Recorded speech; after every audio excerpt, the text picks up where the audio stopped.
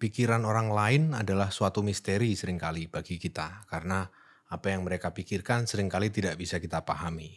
Akan tetapi sering kita berpikir bahwa kita sebetulnya bisa mengerti pikiran orang lain, asalkan kita telaten ya, cukup sabar memahami apa yang sebenarnya mereka maksud. Jadi kalau kita cukup telaten untuk mengajak dialog orang lain, memahami, berempati, dan seterusnya, maka kita akan pada akhirnya mengerti apa isi pikiran orang lain.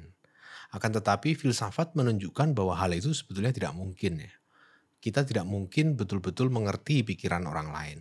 Dan bahkan bukan hanya itu, kita bahkan tidak mengerti isi pikiran kita sendiri. Ini adalah suatu misteri ya. Misteri tentang pikiran orang lain dan misteri tentang pikiran sendiri. Dalam video ini saya akan menunjukkan kenapa misteri itu tetaplah sebuah misteri yang tak terpecahkan sampai sekarang.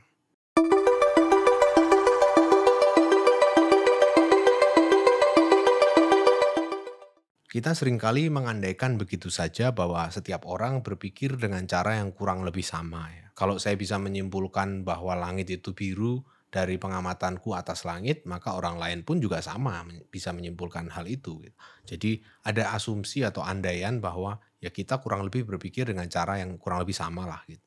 Tapi filsafat menunjukkan bahwa halnya tidak sesederhana itu, gitu. Seorang filsuf Austria yang cukup eksentrik bernama Ludwig Wittgenstein pernah mengulas persoalan ini di dalam buku Philosophical Investigation. Ia mengangkat sebuah kasus yang dewasa ini dikenal sebagai problem inverted qualia atau qualia yang terbalik. Qualia ini sebetulnya adalah istilah teknis dalam filsafat untuk menandai sensasi indrawi ya.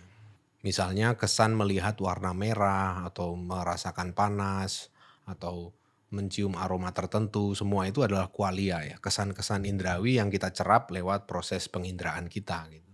Dan qualia ini memiliki sifat khas dalam arti dia bisa kita akses secara langsung ya.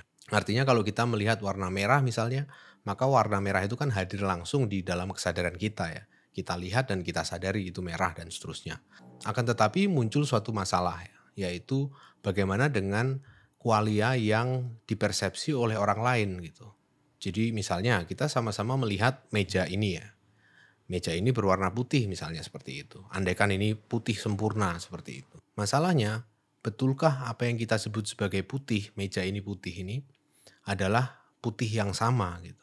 Kita bisa saja mendefinisikan putih itu adalah warna yang sepenuhnya tidak memiliki kontaminasi dengan spektrum cahaya yang lain ya, merah, biru, hijau, dan seterusnya itu nggak berpengaruh terhadap warna itu, dia sesuatu yang murni seperti itu. Dan kita tahu tiap kali kita berkomunikasi satu sama lain, kita selalu merujuk hal yang sama itu sebagai putih gitu. Hal meja ini, gelas ini, dan seterusnya. Hal-hal yang kita tahu itu merupakan bagian dari konsep putih gitu.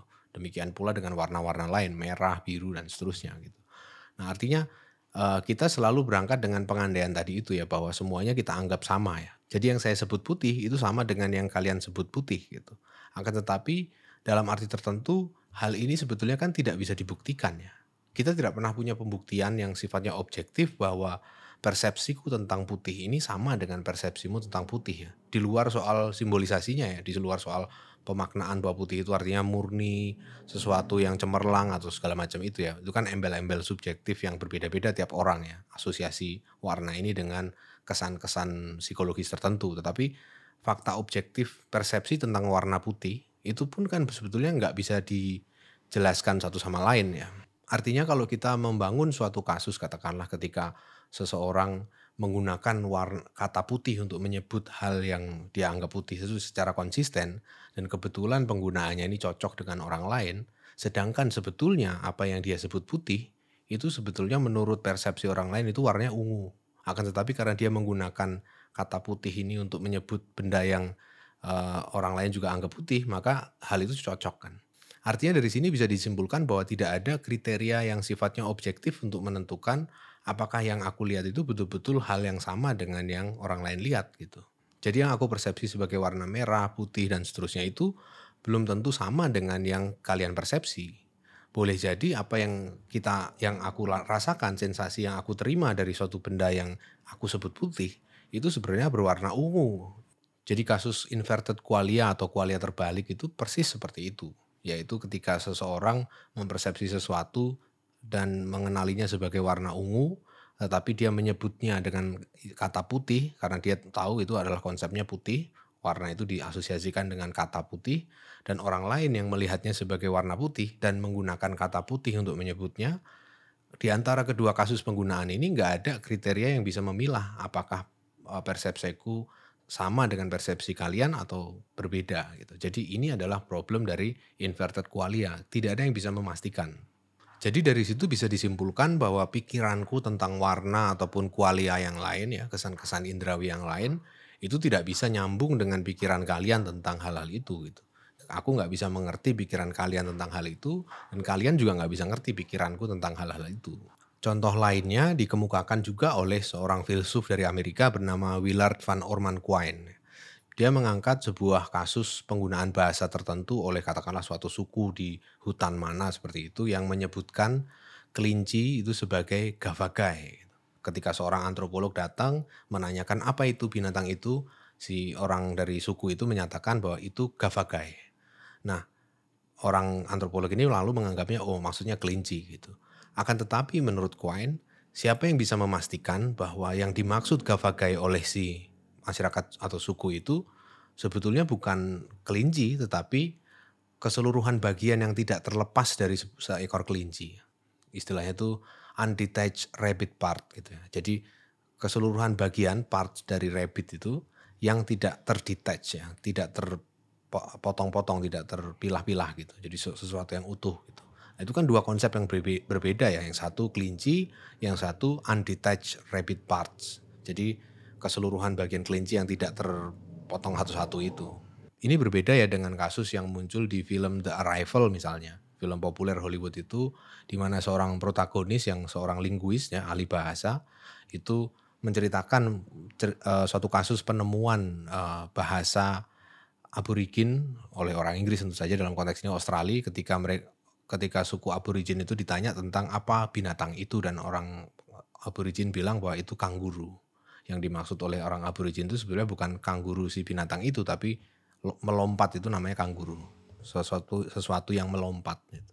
Nah, ini kan agak beda dengan gavagai tadi karena ini bisa diklarifikasi di kemudian hari ya, ketika ternyata penggunaan kata itu bukan hanya melekat di kanguru tetapi juga melekat di sembarang makhluk yang melompat ya. Berarti kanguru artinya adalah melompat gitu. Dengan demikian bisa disimpulkan seperti itu. Jadi dari cara orang menggunakan bahasa itu lalu kita bisa menyimpulkan makna dari kata-kata tersebut ya, kanguru atau apapun itu gitu. Akan tetapi lain halnya dengan contoh yang diajukan oleh Quine. Ketika seorang anggota suku itu menyebut gavagai, orang akan selamanya mengasosiasikannya dengan kelinci ya. Dan memang dalam arti tertentu sama ya. Yaitu kelinci adalah undetached rabbit parts ya, keseluruhan bagian dari seekor binatang yang kita sebut kelinci yang tidak terpisah gitu. Ya, tentu saja tiap kali kata kelinci atau gavagai itu digunakan, kata itu akan cocok dengan penggunaan yang merujuk pada kelinci gitu. Jadi dalam arti itu kita tidak bisa memilah ya. Dalam arti apa suatu kata itu betul-betul merujuk ke hal yang sama yang kita maknai bersama gitu. Itu sesuatu yang nggak pernah bisa dipilah gitu. Kita bisa saja menggunakan kata itu secara konsisten dan karenanya saling mengerti satu sama lain sepertinya. Akan tetapi sebetulnya yang kita maksud lain sama sekali ya. Bukan rabbit tapi undetached rabbit parts misalnya contohnya tadi. Dari sini kelihatan bahwa makna itu tidak sesederhana sekedar merujuk ke satu hal yang sama, kan boleh jadi ketika kita merujuk ke hal yang kita kira sama, sebetulnya kita merujuk ke hal yang berbeda gitu. Yang satu merujuk ke kelinci, ke binatang itu, yang lain merujuknya ke suatu komposisi tertentu yang kemudian kita sebut sebagai kelinci gitu, sesuatu yang kelinci gitu. Padahal dia dua hal yang berbeda ya. Dari sinilah kita kemudian bisa menyimpulkan bahwa pikiran orang lain itu nggak mungkin bisa kita akses gitu. Bahkan penggunaan kata-kata yang sama yang kita lakukan bersama ini sebetulnya boleh jadi merujuk ke hal-hal yang berbeda-beda sesuai dengan sensasi setiap orang ya, kesan-kesan privat setiap orang gitu. Jadi pikiran orang lain adalah betul-betul merupakan misteri yang nggak pernah bisa kita akses sepenuhnya gitu. Kita hanya bisa mendekati tapi tidak pernah bisa sepenuhnya kita replikasi dalam kesadaran kita hadirkan ulang dalam kesadaran kita. Tetapi masalahnya tidak berhenti di situ. Bahwa pikiran orang lain merupakan sebuah misteri, itu tentu saja kita masih bisa mengasumsikannya demikian ya. Akan tetapi ada satu hal yang jauh lebih kontroversial lagi dari proses ini, yaitu bahwa bukan hanya pikiran orang lain yang tidak bisa kita mengerti, tapi pikiranku sendiri, pikiran kita masing-masing sendiri ini yang tidak bisa dimengerti oleh kita sendiri. Dalam hal ini, Wittgenstein mengajukan argumen yang kemudian dikenal sebagai private language argument, yaitu argumen bahasa privat. Ya. Ini sebetulnya adalah argumen yang menunjukkan bahwa bahasa yang betul-betul privat itu nggak mungkin ada. Gitu. Bahasa privat itu apa? Itu maksudnya adalah suatu sistem simbol yang hanya bisa dimengerti oleh diri kita sendiri. Itu kan ekuivalen dengan pikiran sendiri ya. Nah ini menurut Wittgenstein tidak dimungkinkan ya, bahasa privat semacam ini.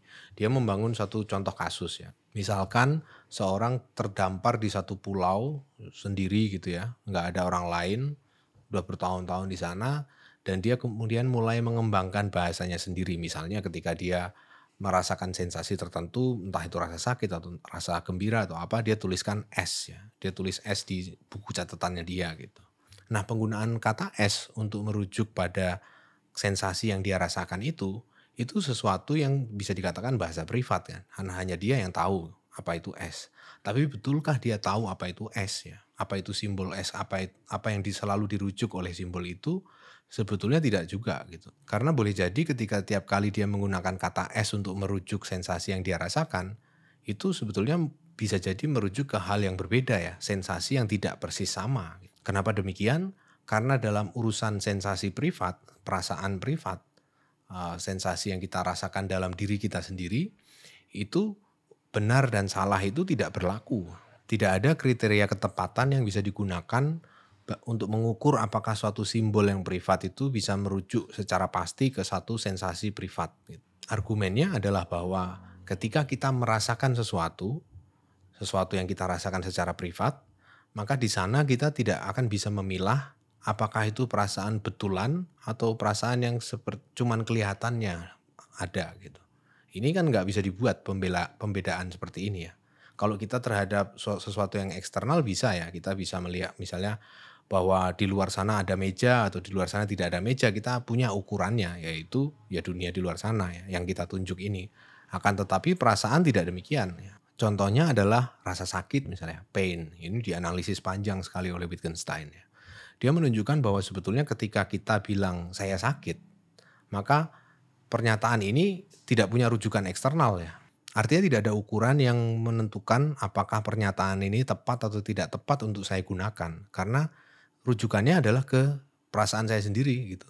Jadi ini adalah suatu rujukan ke diri sendiri ya. Ke apa yang terjadi di dalam diri kita sendiri. Sehingga kita tidak bisa membuat pemilahan. Gitu. Pembedaan antara saya merasa sakit dan saya merasa sepertinya saya sakit itu tidak bisa dilakukan ya. Pembedaan itu nggak ada ya. Karena begitu saya merasa saya sepertinya sakit, ya saya merasa sakit gitu. Itu adalah hal yang sama ya, yang nggak bisa kita pilah ya. Begitu kita merasakan sesuatu, ya itulah sesuatu yang kita rasakan itu. Berbeda halnya dengan tadi itu melihat meja ya. Apakah meja itu ada atau enggak, kelihatan atau enggak, itu bisa kita buat perbedaannya ya. Kalau saya menutup mata, meja itu enggak kelihatan, saya buka meja ini kelihatan lagi gitu.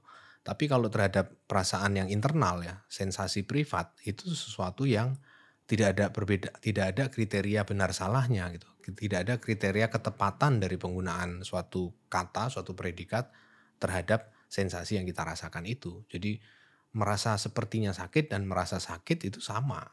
Oleh karena itu, tidak ada juga pemilahan antara apakah suatu kata merujuk ke hal yang sama atau hanya sepertinya merujuk ke hal yang sama gitu. Keduanya tidak bisa dibedakan ya. Oleh karena itu kata itu sendiri sebetulnya tidak pernah bisa dipastikan kapankah kata itu digunakan secara benar dan kapankah kata itu digunakan secara salah. Misalnya dari simbol S ya. Simbol S yang digunakan oleh seorang yang terdampar di pulau untuk merujuk pada suatu sensasi tertentu. Gitu. Tidak ada kriteria yang sifatnya bisa memastikan apakah kata itu, S itu, sudah digunakan secara tepat atau belum.